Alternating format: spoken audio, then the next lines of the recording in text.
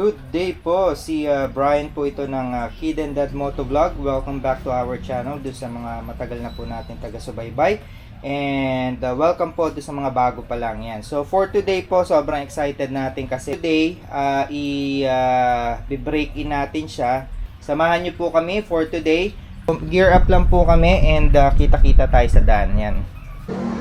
Alright, so nandito tayo ngayon sa aming paboritong gas station dito sa may Uni Oil sa may Mayon and Maria Clara. Yan. Anong bubong?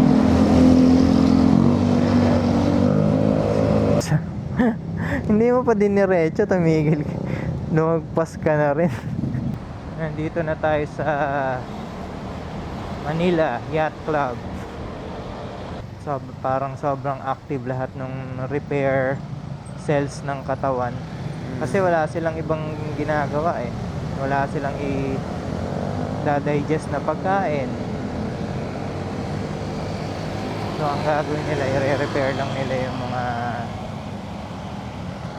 sirang cells sa katawan.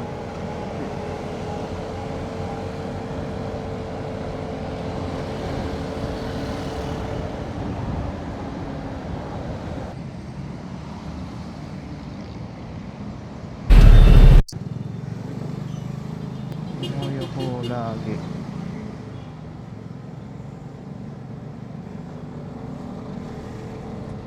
Grabe ang mura nung SJ ka. 2.9 lang para sa ano. Hindi kasi maganda yung quality na. Pag magsa-start ka pa lang, wala kang masyadong ano. Pero yun, sakto na yun. Pwede na. Pagtawid dito, Cavite na. Hindi ko sure. Pero alam ko. Diba? Parang pagtawid dito, Cavite na to. Dito na tayo sa SM Bacoor. Dito tayo ngayon sa Revilla Residences and yan, so halos Tagaytay na po tayo. Dito na tayo sa may Dasma. And we made it to Tagaytay with our ATR 160. Sobrang smooth, sobrang swabe. Chill na chill yung ride. And literally chilling tayo ngayon kasi napakababa ng temperature ngayon dito sa Tagaytay. Sobrang ramdam na namin ni Kid. And actually binibiro ko si Kid kasi ayaw niyang isuot itong aming Alpine Stars na riding jacket. Nakayan yung mga ano, may mga stalls pa rin, no. Ayun, no. Na. Yan dito sa may SMDC Wind Residences. Pre mag-picture taking muna tayo para proof na nandito na tayo sa Tagaytay. Woo, sarap. Sarap. Yep. Alright, so touchdown tayo dito sa Mushroom Burger sa may Tagaytay. Parang tanga lang.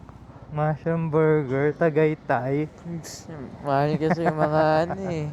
Saan tayo? Ayan, dun daw. Mushroom Burger parking for motorcycle. Yehey! So nandito tayo ngayon sa Mushroom Burger and kakain tayo. Dami naming gutom kasi 20 hours na yata kaming naka-fasting. Saan tayo, nak? Dito na lang. Dito? Ito. Ay, dito. Ha? Dito na lang. Para wala tayong less katabi.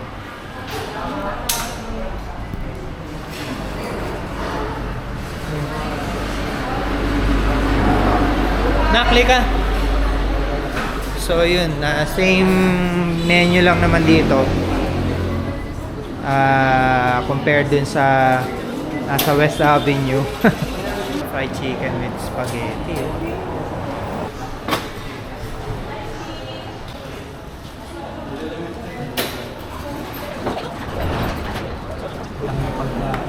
Ang dami ng fries. Ang dami nga yun nga napansin ko, no? Grabe kadami yung price nito, no? Kasi dito siguro yung farm nila eh. Saan yung kutsara? Doon, kuha ka. Kuha mo ako ng, ketchup. Alrighty. Tapos na po tayong kumain dito sa may mushroom burger. So, lilipat na po tayo ng pwesto. Punta tayo sa may Cafe Una.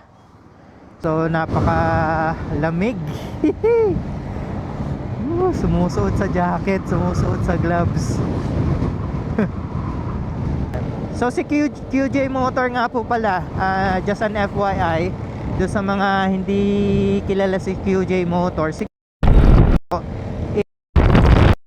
big motorcycle manufacturer in China, one of the biggest manufacturer of motorcycle in China. Actually hawak din nila yung Bristol, yung Benelli yata, alam ko under din nila yon, and marami pang iba. And to give you an example na talagang high class na rin si QJ Motor, they have their own team sa MotoGP. Hindi nga lang sa MotoGP class, no, but Moto 3 ba, nak? Moto 2. Moto 2 and 3. Moto 2 and 3, yan. So, 'di ba? Moto 2 and 3 parehas silang may race team. So, hindi po biro-biro, hindi joke yung pagpasok po sa MotoGP, sa Moto 2 and Moto 3. Hindi po yan biro-biro. Billions of dollars po ang ginagasta ng mga team owners para lang po makapasok at para lang makapag-compete sa ganyang ka-prestigious na karera, no, na racing association or racing group. So, alam mo yun, what I'm trying to say is they have the money, they have the technology, they have the guts para pumasok sa ganyang kalaking palaro. And that only proves na they really can manage. Yan, they can produce quality motorcycles. Ayan. Ayun, so nandito na tayo ngayon sa Cafe Una. And ang tagal na nating hindi nakapunta dito. Tapos napunta pa natin dito siguro mga more than 1 year na, or mga 2 years na siguro. Yan. So doon sa mga magagawin dito sa Tagaytay, si Kape Sinauna pala. Kape Una ako ng Kape Una. Si Kape Sinauna ay matatagpuan dito sa Tagaytay, malapit na sa Twin Lakes. Pag nakita nyo tong malaking poste ng kuryente, andito sila sa may baba. Ayan. So, try nyo duman dito, masasarap yung kape nila, and matagal na tayong suki ni Kape Sinauna. Ayan, no, sakto may birthday pala dito sa Kape Sinauna. Order na tayo. Boss, ano yung pinaka mild na marirecommend mo sa akin? Sa brewed coffee po, hazelnut vanilla po. Flavored by aroma lang po sila. Black coffee pa din po. Just may strength levels naman po. Pwede pong mild, pwedeng standard, pwedeng strong. Yun na lang sa akin, yung Sige. yung mahinahon lang. Sige po, hazelnut vanilla po. Pili. Mild lang. Mild. Sa'yo na. Wala po tayong takip para sa kape yan. Okay lang. Walang takip. Okay lang. Ano po flavors ng kape yan? Hazelnut, caramel, black, or vanilla po? Hazelnut. Kailan pa yung huling punta natin dito? Ano pa yun yung GSXS pa yun? Tagal na, no? Mga 2 years. 2 years.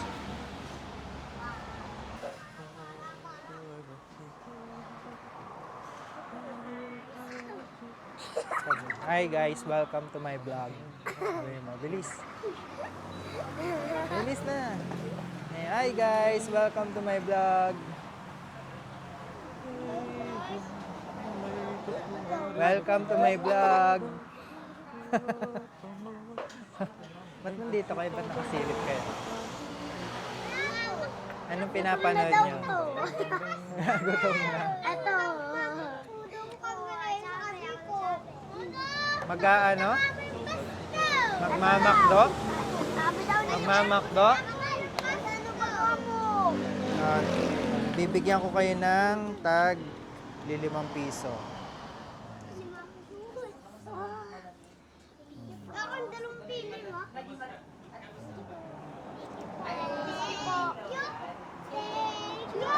Ang babait ninyo. Thank you.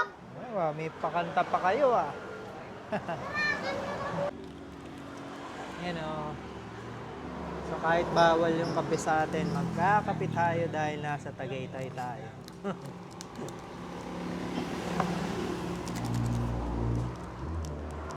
Yan. So aakyat tayo dito sa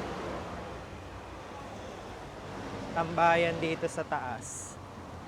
Kasi maganda yung view dito. Yan o. Oh, damn! Grabe, ganda ng view. Woo! Wait lang. Grabe, rinig na rinig yung pitik ng mga kuryente, no? Oo. Alright, good day guys. And si Brian po ulit ito ng Kid and Dad Motovlog. So, for this episode, re-reviewin po natin yung bagong-bagong QJ Motor ATR 160. Ayan, so first time lang po natin ni-ride to from Manila to Tagaytay. So, nandito tayo ngayon kay Kapesi na una. And yan, suki tayo dito and pati yung sa branch nila sa Maytanay. So, madalas tayong nagkakape dito kapag nagagawi tayo dito sa Tagaytay. So, ayun, dahil bagong-bago nga itong ating ATR 160, kahapon lang po natin nakakuha ito, no? And, ayan, actually, wala pang papel ito, hindi pa rehistrado, pero we took the risk and binahin natin dito sa Tagaytay para ma-testing nga, no? We really had a very, very smooth ride from Manila all the way to Tagaytay. Hindi tayo nagkaroon ng kahit na minor issue, wala. Ang pinaka nag-stand out sa akin is yung fuel efficiency niya. So, bago tayo umalis na Manila, pina-full tank natin siya. Tapos, pagdating natin dito sa Tagaytay, hindi siya nabawasan kahit na isang bar. So now, ang pinaka nag-stand out na feature sa akin nitong ATR 160, nung unang-unang natin siya makita doon sa showroom, is yung kanyang mga mag wheels. Yan. So kung titingnan nyo, yung kanyang mag wheels, ano siya, no? Spoke wheels. And there are a lot of advantages pagdating sa spoke wheels. Dahil unang-una, mas matibay siya kaysa doon sa mga cast metal wheels or alloy wheels. And madali siyang i-repair kapag nasira siya. Lightweight siya and it absorbs imperfection sa kalsada. So kapag kunyari medyo malubak yung mga dinadaanan natin, so ina-absorb niya yung shock, ina-absorb niya yung mga lubak-lubak. And yan, so kapag in a first glance, alam ko na sasabihin nyo may kamukha siyang scooter, no? Well, hindi ko naman ikakaila yun. And talagang obvious naman, no, na kapag ka tiningnan mo siya, nagre-resemble talaga siya sa Honda ADV 160, no. So halos magkamukha sila with some minor differences. Now, para sa akin, no, hindi dahil sa atin tong scooter na to, hindi dahil binili natin tong scooter na to, magiging bias tayo. So this is a very honest review, and sasabihin ko lang yung mga nararamdaman ko, yung mga personal opinion ko. So yun nga, first and foremost, yun yung pinaka selling point nitong model na ito, yung kanyang spoke wheels. Si Honda ADV 160 doesn't have this spoke wheels. So yung traditional na cast alloy, yung kay Honda ADV 160, which nabanggit na nga natin yung mga pros and cons ng spoke wheels. Now, si Honda ADV 160, I'm not sure, pero alam ko naka upside down fork na rin siya. And as far as I know, parang Showa yata yung kanyang front fork and yung kanyang rear shock. Now with the ATR 160, I'm not yet sure, ipopost na lang natin sa screen kung ano yung anong brand itong kanyang front fork. However, yung kanyang rear shock, proprietary po ni QJ Motor. Ano na siya, no? Adjustable na yung kanyang preload.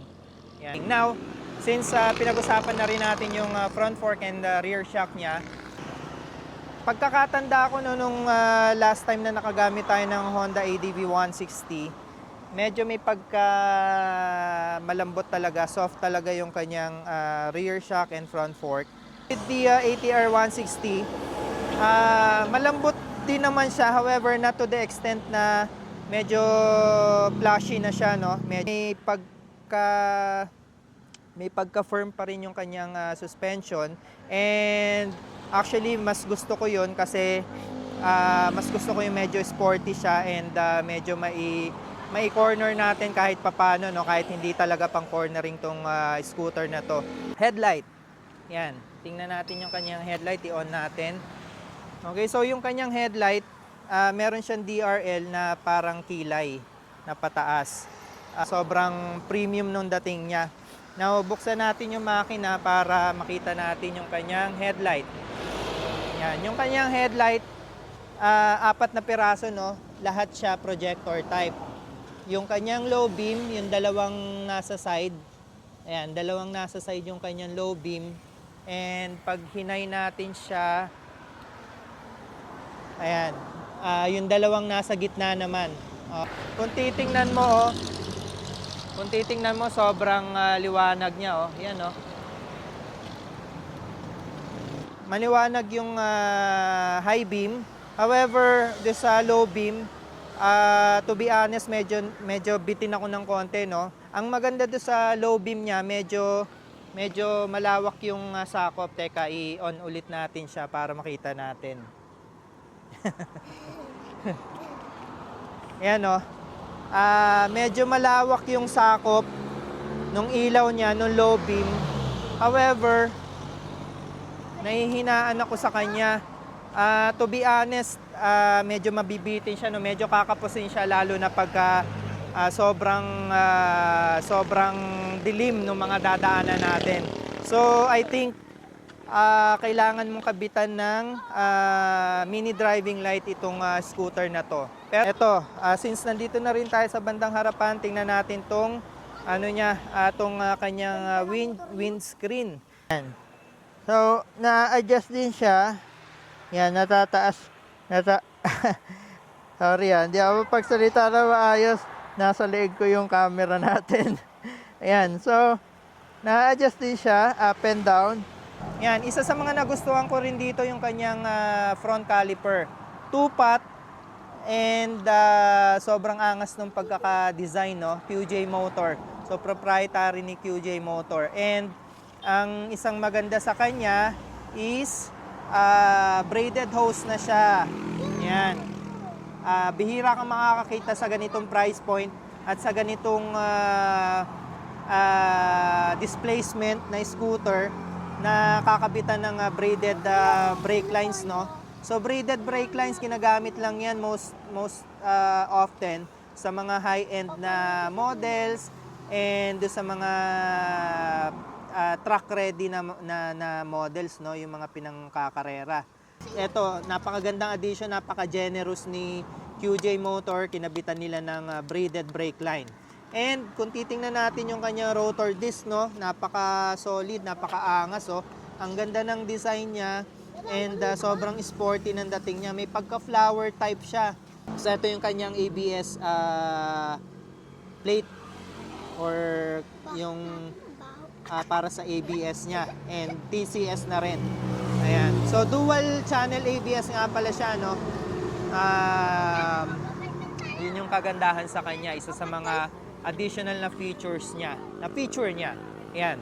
And, so tingnan natin yung kanyang switch assembly. So isa ito sa paulit-ulit kong sinasabi na selling point, isa sa mga biggest factor kung bakit nagustuhan natin to sa ATR 160. So kung papansin niyo, napaka-solid ng kanyang build, no, nung kanyang mga switch assembly. Nabanggit ko kanina na may mga Japanese brands na hindi ganito kapulido gumawa ng switch assembly, but this is a Chinese brand. Pagka kinumpara nyo yung pagkakagawa ng switch assembly sa ibang brand, lalo na sa mga Japanese brand, magi-stand out to kasi napaka-premium ng pagkakagawa ng switch assembly. Yung mga cut niya, yung mga gilid-gilid niya, yung texture niya, talagang makikita mo na quality talaga siya. Yan, yung kanyang tip, yung kanyang handlebar, yung lock or yung clamp ng handlebar, may QJ Motor na marking. Yan. Isa rin sa nagustuhan ko yan kasi it really adds up to the premium build nung unit, no. Napakaganda. So actually yung brake master niya, para sa akin so-so, no. Maganda naman siya. Pulido naman yung pagkakagawa niya, pulido yung build quality niya. Although, para sa akin, may room for improvement pa, no? Hindi siya ganun ka-premium as what I am looking for. Siguro nagninitpick lang ako, pero maganda na rin talaga siya. Maayos naman yung pagkakagawa niya and maganda yung build quality niya. Isa sa pinakamagandang feature nito, yung kanyang TFT display. Ang laki, saka ang crisp ng resolution. Ang taas ng resolution ng kanyang display panel, yan, no? Oh, ha? Ganda na animation, di ba? So, eto, naka-dark mode siya. Yan, naka-dark mode. And kung makikita nyo, sobrang dami ng info na makikita natin dito sa kanyang display panel. Umpisa natin dito yung kanyang fuel efficiency, yung temperature sa surrounding, yung voltage ng battery, yung kanyang clock, speedometer nasa gitna, tapos magkabilang side meron siyang tachometer, yung kanyang RPM. So, rarely you will see a tachometer equipped to a scooter this small, 160cc. So, bihirang-bihira yan, no? Pupusta ako sa'yo, halos wala akong makikitang 160cc na scooter na merong tachometer. So, sobrang solid talaga yan. And dito sa may bandang baba, yung magkabila, ito pa yung isa sa sobrang solid na feature nitong ATR 160. Yung kanyang front and rear wheel temperature at PSI. Alright, so wala kang makikitang ganyan. Napaka-generous talaga ng QJ Motor for including such features sa isang scooter na ganito lang kaliit. Yan. So, ayun. Tuloy tayo. Ito yung kanyang fuel gauge. Meron tayong additional info pagka pinindot natin tong down button or yung select button. Makikita natin total kilometers. So, ito yung kanyang odometer. Trip 1, trip 2. Alright, so total kilometers, trip 1 and trip 2. So, napaka gandang addition. And dito sa kanyang pinaka right side sa baba, makikita natin yung kanyang engine temperature or yung coolant temperature. So, cool and hot. Nung bumabiyahe kami, ang napansin ko sa kanya, lagi lang siyang 2 bar kapag umaandar, and kapag nakahinto or naipit sa traffic, 3 bars. Yan. So, nandito rin yung kanyang indication na yung kanyang traction control ay naka-on, ABS, at yung engine check icon. Now, pag pinindot natin yung enter, ayan, pupunta siya sa kanyang menu. So, we have a lot of options here or selection. Interface, clock, brightness, unit, language, information, mobile, Bluetooth, TPMS, at page down. Ayan yung kanyang interface. So, meron tayong dark mode, may bright mode na pang umaga, and pwede mo rin naman iset sa auto. So, automatic siyang magbabago. Depende sa ambient light ng surroundings. Mobile Bluetooth, ito yung isa sa pinaka solid na na feature niya. So meron siyang Bluetooth connection. So meron din siyang app. Papakita natin sa screen ang app na ang pangalan ng app niya is Carbit. Yan. So once na mo na siya na connect mo na siya dito sa unit, pwede mo nang gamitin yung kanyang navigation system. So, papakita natin yung kanyang navigation system. All you have to do is press enter for about 3 to 5 seconds. Tapos yan, lalabas na yan. Yan yung unang screen kapag hindi nyo pa na-prepare yung inyong mga telepono dito sa unit. Now, kapag na-pair nyo na, all you have to do is open up the application in your phone, yung Carbit, ayan, and ayan, mag-aano na siya,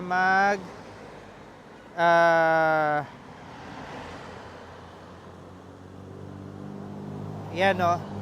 Alright, napaka solid, no? Bagay na bagay para sa isang adventure bike. You really have to have a GPS system na may mapa. Siyempre, pupunta ka sa mga lugar na liblib, and you really have to have a map para, of course, for your safe navigation. So, same lang yan na nasa phone. Kung ano yung nasa phone, yun din yung mag-a-appear dyan. Okay, so may rin siya, may compass din siya. Tapos, pagka naka-navigation mode siya, unfortunately, yung mga additional info ay temporarily mawawala sa screen. So, ang makikita lang natin dito sa screen ay yung kanyang speedometer, yung indication na naka-on yung traction control, yung ABS, yung fuel gauge, at yung kanyang coolant temperature. Yan. So, ibalik ulit natin. Ipe-press mo lang ulit siya na matagal, and babalik na siya doon sa dati niyang screen. Ayan. Alright, so ano pa ba? May nakalimutan pa ba tayo? Wala na, no? Ito yung kanyang control unit. Ito yung susian niya. So, keyless na rin po ito. Ipapakita natin yung kanyang susi. Ito po yung kanyang susi. Ayan. Meron dito 3 pindutan. Yung pinakababa, pambukas po ng U-box or ng upuan. So pag prines natin, yun o, narinig nyo, nag-click siya. Okay, so yun, bubukas na po yung kanyang U-box or upuan. Now, isa pang napaka-solid na feature nito ay meron po siyang may parang spring siya dito sa kanyang upuan, which enable yung parang nakaano siya, no? Hindi siya babagsak. Yan, kahit nakaganyan siya, oh, hindi siya babagsak. So sasarado lang siya kapag pepersahin niyo siya, or adjustment ng kanyang brake levers. So meron siyang 1, 2, 3, 4 levels ng position ng kanyang brake levers. Left and right po 'yan, back and front. Yan. So pareha silang may adjustment. Okay? And meron pang actually lock si ATR 160. Ito oh. So meron siyang lock sa kanyang rear wheel. Yan, para kapag paparada kayo safe yung inyong mga bike, hindi aandar, lalo na kapag slope or slant yung kalsada. Ayan. Natin na pakita yung mga pindutan. So right here meron tayong passing light switch. Okay? High and low beam. Yan, high and low beam. Yun nga, yung enter and yung select para do sa navigation ng system. Ito yung kanyang left and right signal. Yung kanyang horn. Parinig natin yung horn niya. Yan. Now sa right switch assembly, meron tayong switch dito para sa kanyang idle stop. Ito yung idle stop niya. Oh. Yan, idling stop. FI, idling stop. So ito po yung kanyang switch, on and off. Kunyari tumigil tayo sa traffic, parang sa tingin ko parang mga 3 seconds, no? 3 seconds na nakahinto at naka-close yung throttle, nag-o-automatic shutdown yung makina. Yan. Meron po siyang parang, ano bang tawag doon? Parang drive D1 doon sa mga automatic na mga kotse, or yung parang pagkapalusong, paahon or paakyat, or pwede mo siyang i-enable para mas malakas yung kanyang hatak. Now, ang disadvantage niya is wala siyang dulo. So, puro arangkada lang siya, and hindi mo siya magagamit sa mahabaan, no? So, talagang pang-akyatan lang siya pagka nahihirapan yung makina, pwede mo siyang i-enable. Now, as you can see, yan, mode P0. So, yan yung standard or yan yung normal. Now, pag yung sinasabi natin na mode kung saan pagpahon, pwede nating i-enable yung kanyang parang booster. Ipe-press lang natin ng up and down or kung nakababa siya, pwedeng up and down, or kung nakataas naman siya, pwedeng down up. Basta pipindutin natin siya ng mabilis na tag-isa sila. Like ganito, oh. Pak, pak. So kung mapapansin nyo, nagbago, no? Mode P1. Yan. So ibig sabihin niya, naka-enable na yung kanyang booster or yung kanyang panghatakan, pangakyatan. Yan. And to disable it, ganun lang uli, pak, pak. Ayan. So kung makikita natin, mode P0 na ulit siya. Alright? So napakagandang feature niyan, and magagamit nyo ng gusto yan, promise. Kanina nagamit ko ng gusto yan nung paakyat kami dito, nung papunta pa lang kami. So napakaganda niya. Mga ilaw, turn signal, lahat po ng kanyang ilaw is LED na lahat. LED na lahat ng kanyang signal. Now, isa pang kagandahan is meron siyang hazard. So, etong kulay pulang switch. Tapos, eto naman yung kanyang ano pala, yung ignition switch. Yan. Tingnan natin yung kanyang hazard, yung kanyang turn signals. Yan. So, kung makikita natin, no, LED na rin yan, LED. Pati yung sa likuran po is LED na rin. Yan, LED, LED. So, fuel tank. Okay, so, ang gagawin lang po natin ay ipupunta natin yung switch doon sa open. Open, ayan o, nakatapat siya sa open. Okay, so, meron dalawang button dito, fuel at seat. Okay, so pipindutin lang natin yung fuel. Alright, and ayan, bubukas na si fuel. Tapos nandyan na yung kanyang mismong takip. Ba't namatay ilaw natin? Ayan, nandyan na mismo yung kanyang takip. So, tatanggalin natin siya. Tapos, meron siyang patungan dito. So, talaga napaka-generous talaga ni QJ Motor, no? Akalain mo yun, naisip pa nila na lagyan ng patungan yung takip doon kapag binuksan yung fuel tank. Dalawa ang packet. Eto sa kaliwa, pupush lang natin na malakas. Yan, bubukas na siya. Lalagyan ng mga ekstrang gamit, cellphone siguro, or pera, or lisensya, mga card. Yan. Yan, may cable kasi naipit. Nag-charge tayo kanina nung baterya nung ating action cam. Yan. So kung makikita nyo,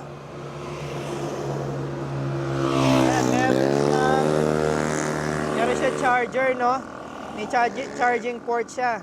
So nasa loob nung right pocket sa may bandang dibdib.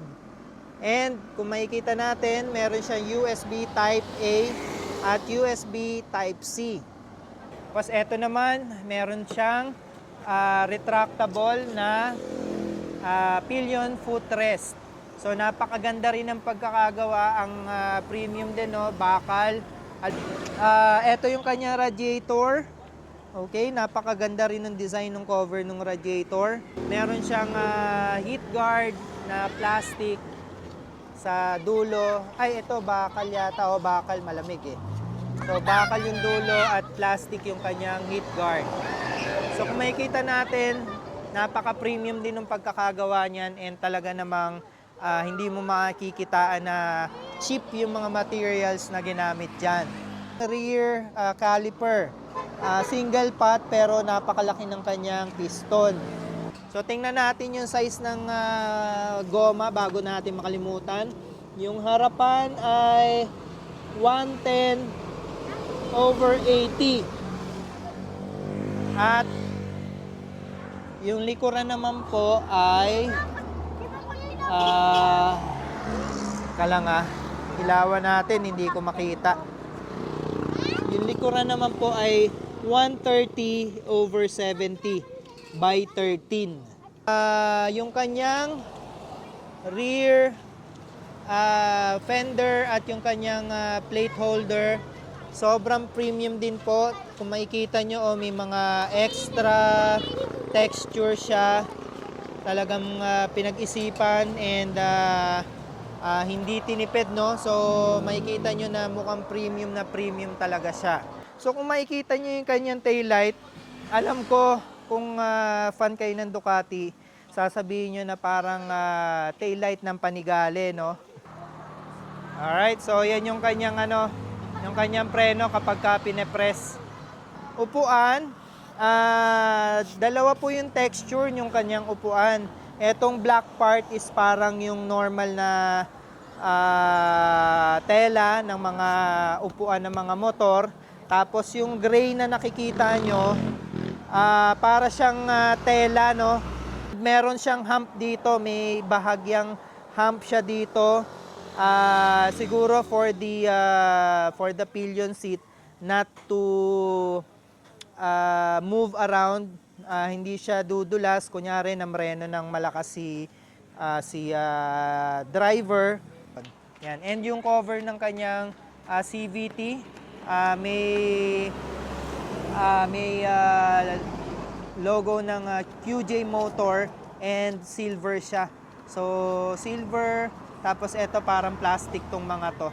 So, sobrang premium and sobrang pulido rin ng pagkakagawa. Naka bar and ano na rin siya, no, yung weight. Ewan ko kung mabigat talaga to, hindi pa natin na-testing tanggalin to, pero ang ganda na rin, ang premium na rin ng kanyang mga bar ends. Tapos, lastly, itong kanyang grab bar. Yan, so napakaganda rin ng kanyang grab bar. Putol siya, hindi siya yung hanggang dito sa likuran, so para siyang tinabas. And mas naging aggressive yung itsura niya, no, kaysa do sa if buo siya. Para sa akin mas maganda yung ganitong itsura, yung putol. Yan. And ito, yung emblem ng ATR 160. Solid. Ang premium, sobrang pagkakagawa and napaka-sporty. No? Meron din pala siyang silver part dito sa may babang to. Yan, sa may parang bangka niya. Matte finish na silver. Yan. We're done. Wala na tayong nakalimutan, no? Ito, meron din siyang reflector sa may front fork niya. So, thank you so much again. It's Brian from Tagaytay. Kasama natin si Kid. Thank you so much and see you in the next video. Peace!